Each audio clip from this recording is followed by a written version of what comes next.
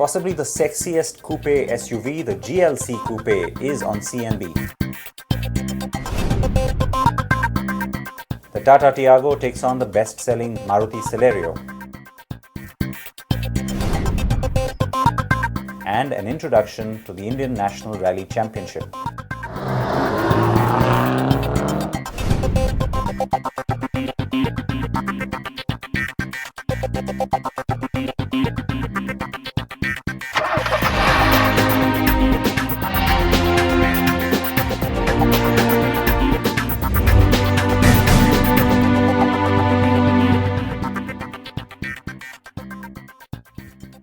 Welcome to a brand new episode of CNB. There is plenty coming up, as you've already seen, and so we'll get straight to it. The GLC Coupe will be here from Mercedes-Benz to complement the GLC SUV. It arrives next year. We've already driven it. Here's our review.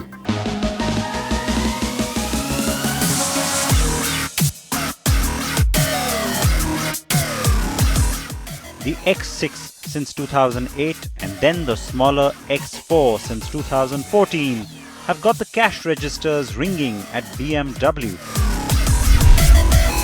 Mercedes-Benz fired its GLE Coupe salvo last year, and now it's ready with the smaller GLC Coupe that will hit markets worldwide in 2017. We already drove the GLE Coupe and the car's been launched in India too. Now we're all set for the smaller coupe SUV from the three-pointed star. And I'm in North Italy's gorgeous Aosta Valley to test the car.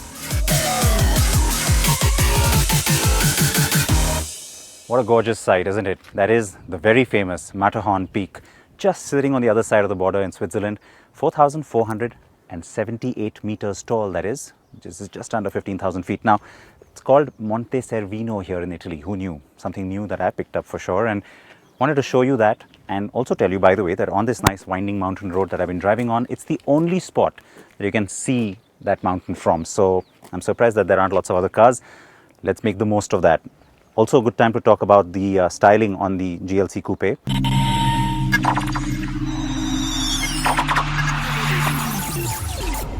This is going to be something you have to get used to seeing. Lots of these coupe SUVs are going to make an appearance very soon. Not just from the premium brigade, but also from the mass brands. Even Mahindra is considering one, as you know. So really, just get used to seeing them. And when it comes to the premium brigade, Mercedes and BMW have the lead over everyone else. And so while Land Rover and Audi are now scrambling to catch up on it, they already have multiple models. This one competes with the X4 here in Europe. The X4 is a car we're not going to be getting in India anytime soon, but the GLC Coupe will come. So that's a good thing. And I have to say that from a design point of view, it is the most proportionate coupe SUV that I can think of, and it is really nice to look at, especially at the rear. Yes, I'm saying that.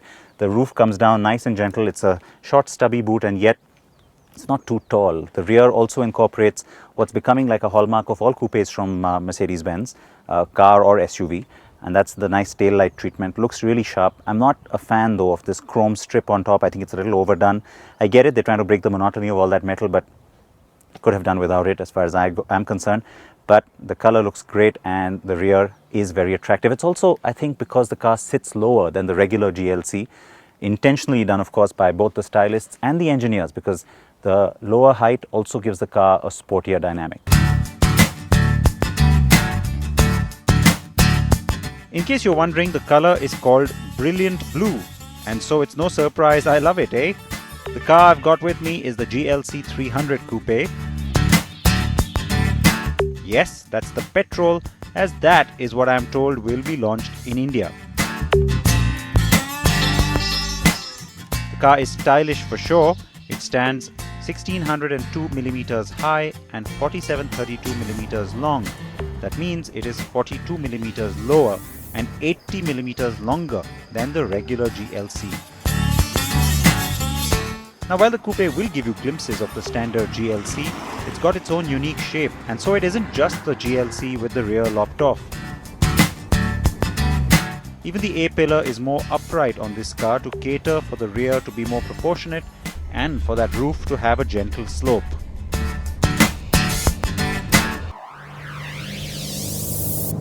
When you start driving the GLC Coupe, the first thing that grabs you, and this is, by the way, very different than how you feel when you drive the GLE and then the GLE Coupe. On this car, the first thing that grabs you is you feel like you're sitting a lot lower, so it feels sporty in its profile right from word go. Now, I have to say that that was not something I expected, so I didn't look into it before I started the drive, and so I have to now make sure that when I get back to check with the Mercedes engineers to say, hey, is that just a really cleverly redesigned seating position, or is the car substantially lower than the regular body style GLC? But I have to say, the fact that it is different is a good thing.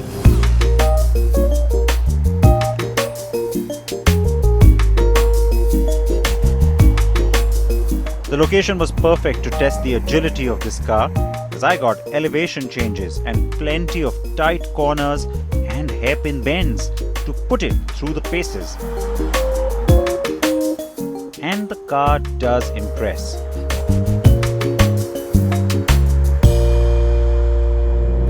Now push the car through the corners a little bit hard, and you know what? It holds on. It's very precise. Everything about the car is very German in that sense because it is very precise, but the steering feels a little dead. It's got a little weight to it, which isn't really a lot of fun. I would have expected a little more feedback, especially in Sport Plus mode, which is missing. But otherwise, it does everything you want it to. It hangs on nicely in the corners, and in Sport Plus mode, you get the longer gears, so it kind of holds on to a gear just a little bit more. Again, urging you to just push the car and maybe, push the pedal a little bit more as well.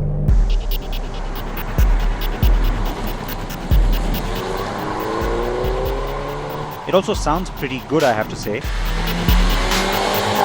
The engine has an energetic note and it gets you excited with its high-pitched growl. The 2-litre engine is ample and efficient, and the generous torque kicks in nice and low. The 9-speed auto is becoming standard now across the new Mercedes range. The standard 4MATIC all-wheel system transfers all that torque to all 4 wheels efficiently and quickly. It is too early to guess whether or not the air body control air suspension will come to India. I did try it out when I drove the 250D briefly, but I have to say that the standard dynamic control is actually pretty good.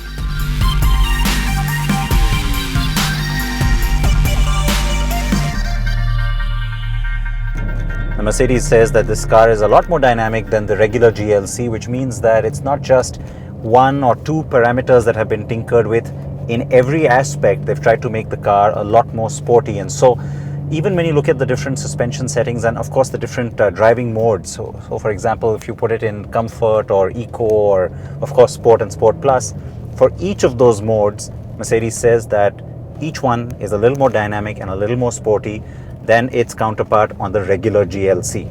Well, I can't really vouch for that, given today's driving experience doesn't involve the regular GLC, but having driven that car fairly extensively, I can tell you that it does definitely come across as a lot more sporty and a lot more fun. The GLC Coupe will arrive in India in the second half of 2017, and yes, we will be getting the GLC 300 Coupe. I do hope the arrival of the GLC Coupe and then after that the Audi Q2 will help spur BMW into bringing us the X4 too.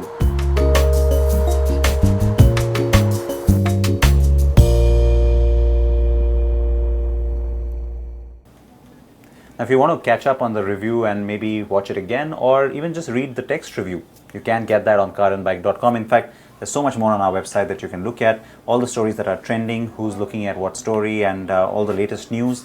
And besides that, of course, remember that there's lots and lots of other things that the site offers you in terms of many features. The new cars, the new bikes, of course, our reviews.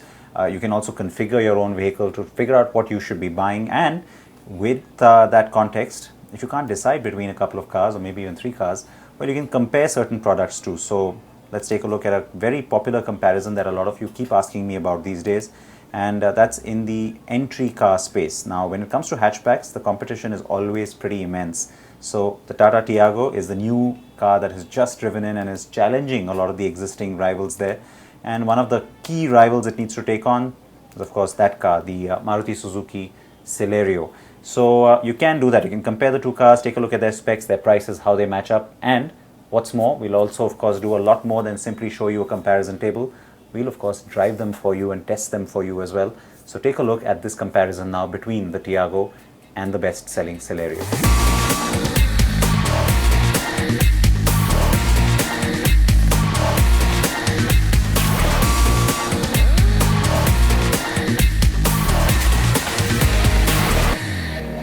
Tata Motors forayed into the small hatchback segment with this, the Tiago. While it's a refreshing change to the entire portfolio, what Tata managed to do is undercut all its rivals by pricing it just right, even the petrol and the diesel. But by that time, Maruti Suzuki already had a car in that lineup and had already introduced one with a diesel engine, that's the Celerio. So we're checking out how one diesel pits against the other. Check out our review. Cars for people who want low running costs as a priority. The Celerio and Tiago certainly fit the bill. Maruti Suzuki has been selling an average of 6,000 units of the Celerio every month, and Tata Motors has just about broken the 4,000 units mark in June. So the Celerio has been more popular, but the Tiago is still relatively new. And as we've said before, offers features and space of a bigger hatch while operating in the Celerio's value range. Make them stand side by side and you'll see how young the Tiago looks. The Celerio is quite bland and neutral, and the Tiago wins on design appeal. And that's true inside too. The cabin on the Tiago is well laid out, and though it's not as wide as the Celerio, it still comes across as quite spacious. The thing that comes across is the much improved material quality to the interior fit at Tata.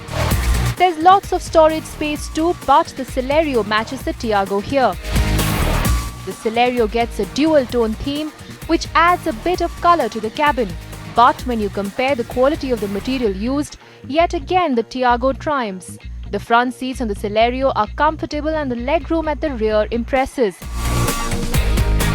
The lack of leg and headroom at the rear is a sticking point on the Tiago. In fact, the lack of thigh support on all seats will make travelling long distances a little painful. What is also painful is the sound of the Celerio's engine. Rev it above 3000 RPM and the sound becomes shrill, which is obviously not great. On the diesel Celerio, the 2-cylinder turbo diesel engine makes just 47 brake horsepower.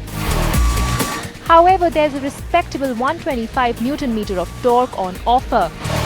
The Tiago gets a bigger 1047cc 3-cylinder engine, which is good enough for 69 brake horsepower and 140 Nm of torque, so it has got the upper hand on output.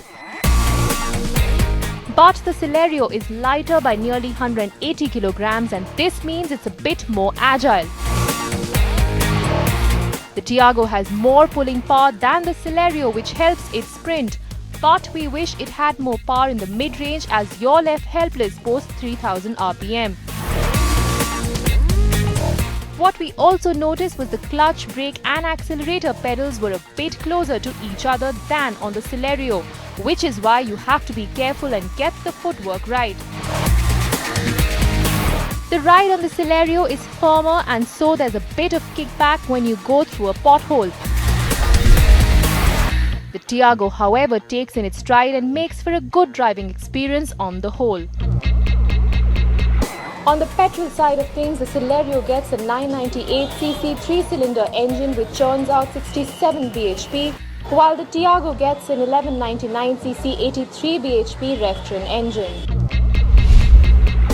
Both cars get tons of features, and the list includes power windows, steering mounted audio controls, height adjustable driver's seats, tilt adjust for the steering wheel, audio system with USB, Bluetooth and auxiliary input. Now all these features are available on the top end variant, but the Tiago makes things further by adding rear parking sensors and a cool glove box. The Tiago gets a better sounding audio system, as it includes 4 speakers and 4 tweeters, which give you an all-round aural experience. Hook up the infotainment to your smartphone and the Tiago system will relay sat-nav instructions, which is quite a good and rare feature in this segment. On the safety front, the top-of-the-line variants of both cars offer dual airbags and ABS. None offer anything on the base though, sadly. In the battle of fuel economy though, the diesel Celerio wins hands down as it holds the record of an ARAI test economy figure of 27.62 km per litre. The Tiago is a very close second with 27.28 km per litre to its name. The Celerio diesel starts at 4,84,000 rupees and goes all the way up to 5,90,000 rupees. This is where Tata brings in more to the table as it undercuts the Celerio. The Tiago costs 3,84,000 rupees and go all the way up to rupees 5,54,000 rupees, which make it quite a good deal. The Celerio with a petrol engine starts at 4 lakh right up to 5,10,000 rupees, with the AMT price between 5,40,000 rupees to 5,23,000 rupees, while the Tiago petrol costs between 3,20,000 to 4,81,000 rupees. And so, if it wasn't obvious already, Tata has certainly managed to set a new benchmark in this segment with the Tiago, and it's certainly the deserving winner in this contest.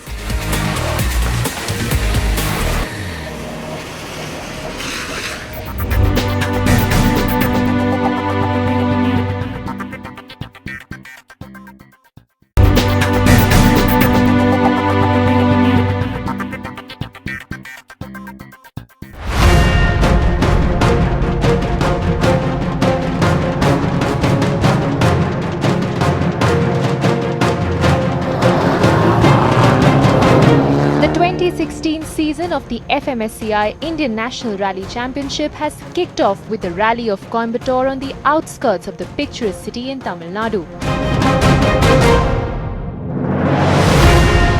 The Indian National Rally Championship or INRC is held from July to November every year and comprises 5 rallies.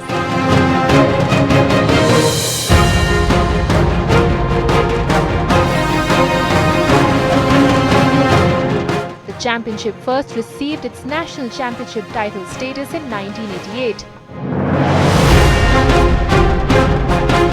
The Rally of Coimbatore had 6 stages in and around Ketanur, on the outskirts of Coimbatore. 39 teams from all over the country competed in the rally. The Rally of Coimbatore covered around 200 kilometers in all, and that which included 75 kilometers of cordoned-off driving tracks on gravel roads. The routes of the tracks were closed sections of public and private roads.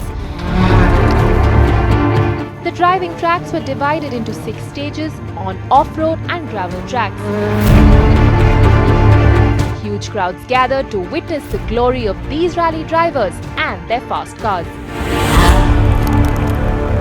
Gaurav Gill and co-driver Musa Sharif of Mahindra Adventure was stuck with bad luck as their Super XUV faced mechanical issues in the very first special stage, forcing them to retire.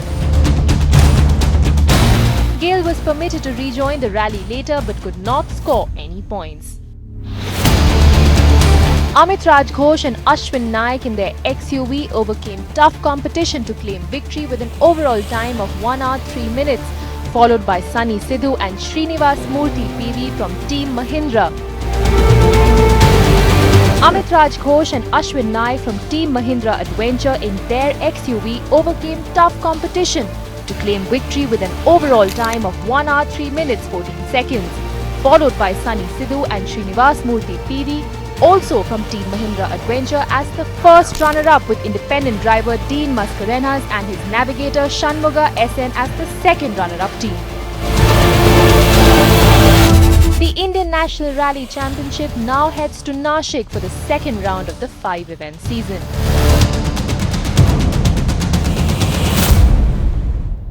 And with that, we're going to wrap up today's show. Remember, that's something new that you can look out for right here as a brand new program that's coming from us. Besides that, we also have another new show that's going on stream, which sees a lot of people pitting their wits and their efforts against each other in the battle to, find a way to the Paris Motor Show. What am I talking about? Take a glimpse of that show as well as I say goodbye to you, and I will see you next week. Please wear your seatbelts, wear your helmets. Are you a history geek, an adrenaline junkie, or a master off-roader? Send us your entries and stand a chance to get on a wild escapade across unknown terrain. That ends with an all-expenses-paid trip to the 2016 Paris Motor Show and all the shiny wheels at the Renault stand. Renault Duster India Adventures, coming soon only on NDTV Prime.